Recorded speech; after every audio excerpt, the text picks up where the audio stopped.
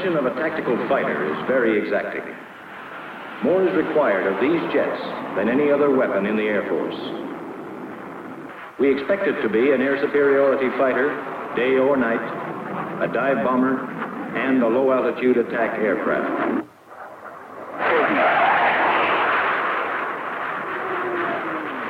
We let it range over the entire tactical field, that of close air support, interdiction, and air superiority.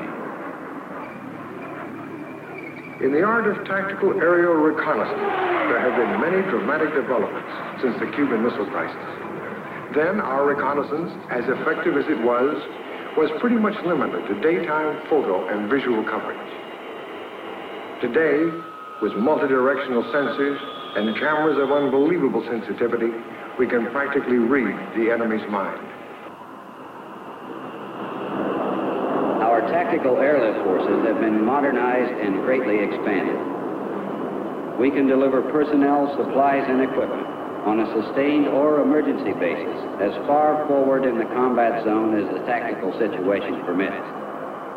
Any potential aggressor contemplating an attack on any part of the free world with any kind of weapons, conventional or nuclear, must know that our response will be suitable, selective, swift, and effective.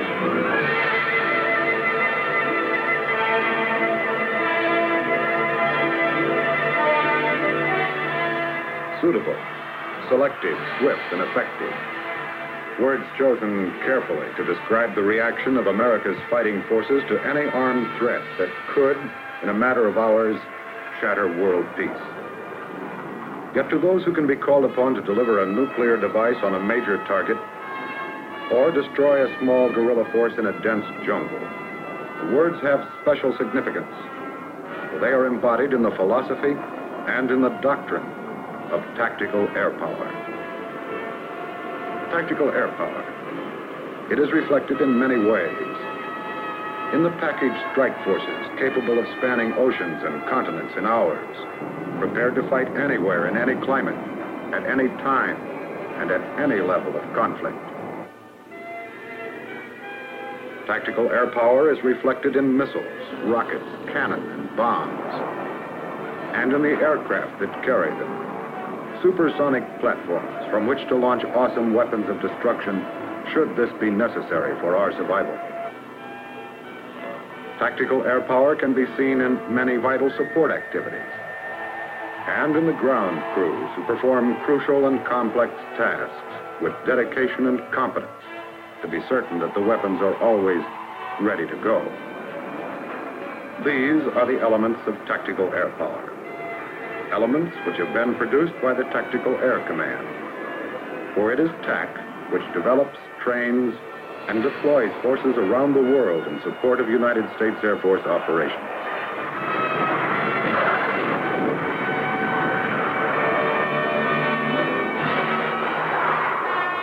Wherever tactical air power is deployed in war, the first order of business is to control the skies over the combat area.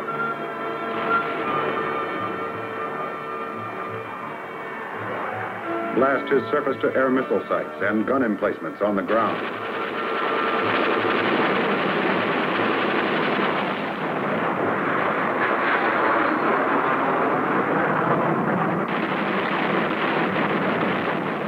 When air superiority becomes an accomplished fact, the other classic tasks of tactical air power are simplified.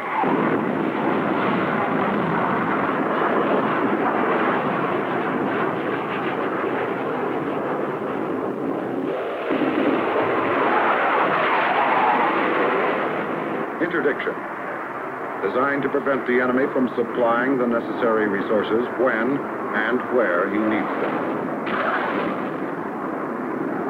On the target list, everything he requires for sustained military operations.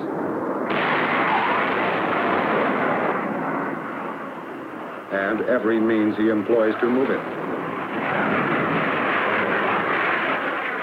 Disrupting the enemy's lines of communication, destroying his supply depots and harassing his troop movements dramatically increases the odds of success for friendly ground forces.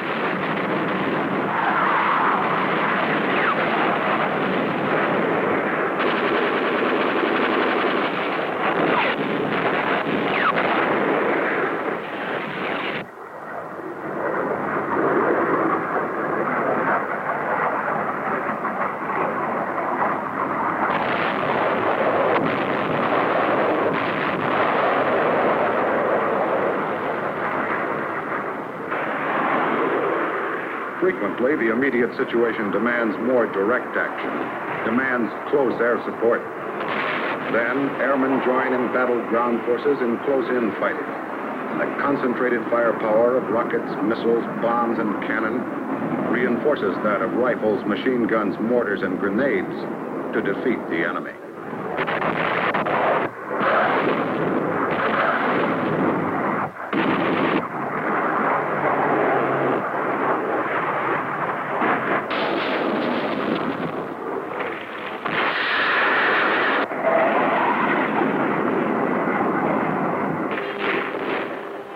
Airstrikes are directed by Air Force Forward Air Controllers, FACs as they are called. Pilots who live with Army units in the heart of the battle, or who fly above it in light, unarmed patrol planes, where you are on this day in October 1965. In the dense jungle below is Play Me, Vietnam.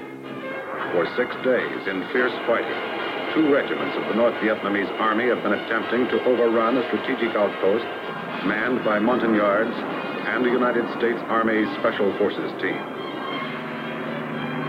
Hundreds of fighter sorties have been flown, and the strikes continue. White mats have been thrown over the barbed wire of the outer perimeter by the enemy to gain access to the garrison. The red banner marks the target location for the delivery of close air support. It is only 40 yards from our own forces. At Play Me, tactical air power broke the enemy siege and proved beyond doubt the effectiveness of air-ground teamwork in pursuit of a common purpose. This kind of cooperation is clearly evident in every role assigned to our tactical air forces. It is evident in aerial reconnaissance, which provides a vital link between air-ground operations. What exactly is the enemy's position? What is the strength of his forces? What are his movements now? And what might he be expected to do in the future? Discovering the answers is a matter of interpretation by skilled technicians on the ground and by seasoned pilots and systems operators in the air. Reconnaissance is a task for professionals who can man a variety of electronic sensors, yet use the human eye, the human mind to best advantage. Professionals who can analyze what they see in a split second, one time only pass over the target.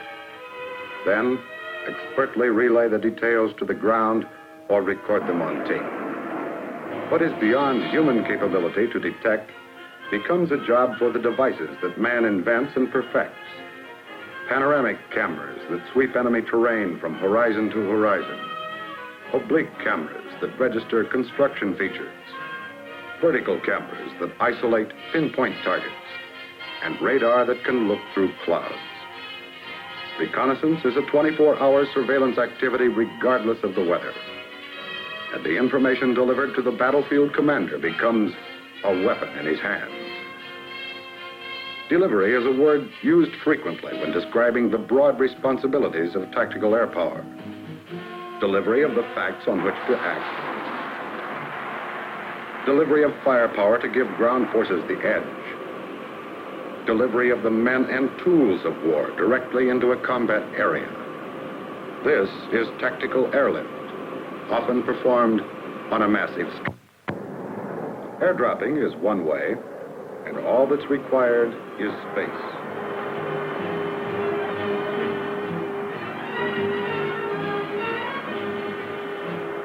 In an emergency, troops arrive fully equipped and ready to fight. But at any time, tactical airlift is ready to resupply them, as well as tactical air forces, which are part of any rapid reaction assault echelon. Anything from a jeep to a howitzer can be released from an altitude as low as 1,500 feet.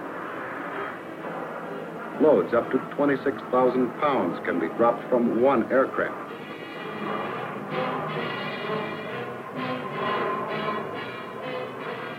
Assault landing is another way to move in.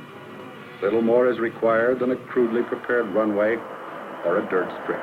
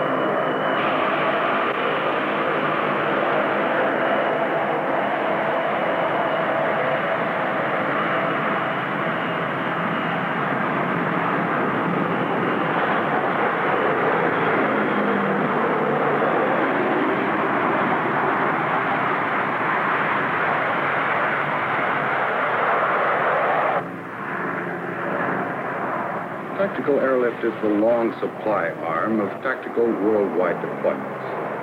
This means anywhere. And anywhere can mean areas without landing strips of any description, areas where extreme weather presents unacceptable risk. Tailored for such operations are a series of unique cargo delivery systems. The low-altitude parachute extraction system is one of them. In Air Force jargon, it's LAPES. A small drogue parachute deployed behind the aircraft pulls the roller-loaded cargo out of the rear door. 3 6,000-pound platforms per sortie can be delivered from an altitude of 6 feet in quick response to the request for supplies at the front line.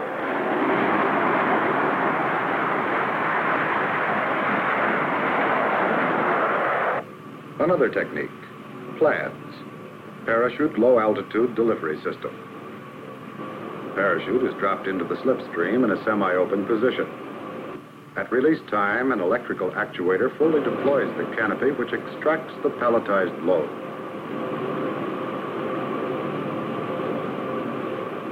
From 200 feet, 3,000 pounds of cargo float toward an impact area of only 60 by 40 feet. On this run over the drop zone, it's container delivery, a system designed to drop 4, 8, or 12 supply canisters weighing more than 2,000 pounds each.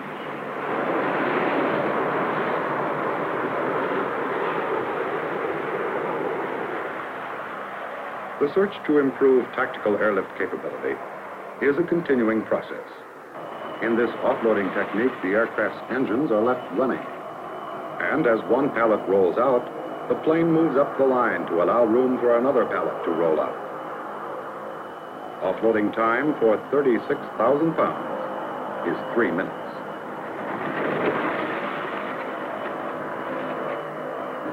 Flexibility is a characteristic of tactical airlift, just as it is of all tactical air operations. Commitments change on very short notice. They did in late April 1965. And tactical airlift crews responded to the emergency in the Dominican Republic. During a 35-day period, Tactical Air Command, Military Airlift Command, and Continental Air Command transports airlifted 19,000 passengers and over 37 million pounds of cargo, which included food and medical supplies. More than 2,000 sorties were flown, making this operation one of the most impressive humanitarian airlifts in the history of air power. On a smaller scale, in the Republic of Chad in West Africa, tactical airlift was used in the fall of 1966 to deliver grain to a population plagued by drought. Using delivery methods developed for combat, TAC C-130s delivered grain furnished by the United States Aid Program to villages so remote that other means of transportation were not available. Swift reaction of tactical airlift for humanitarian goals supplied vital food until the next harvest would fill the granaries. Here in Vietnam, requirements for tactical airlift are fulfilled under the most adverse conditions imaginable. For this is a land where you fly with a minimum of radio aids over mountain peaks reaching 9,000 feet, where you make a steep approach in fog or dust to avoid the rifle fire of the Viet Cong, where primitive airstrips carved in remote jungles turn into quagmires in the monsoon rains. Yet, they come in. You call, we haul is the motto of the airlift crews. They haul the fighting men and the implements of war needed to defend the Republic. They haul the necessities of life to sustain the people. They carry the wounded to hospitals and refugees to safety.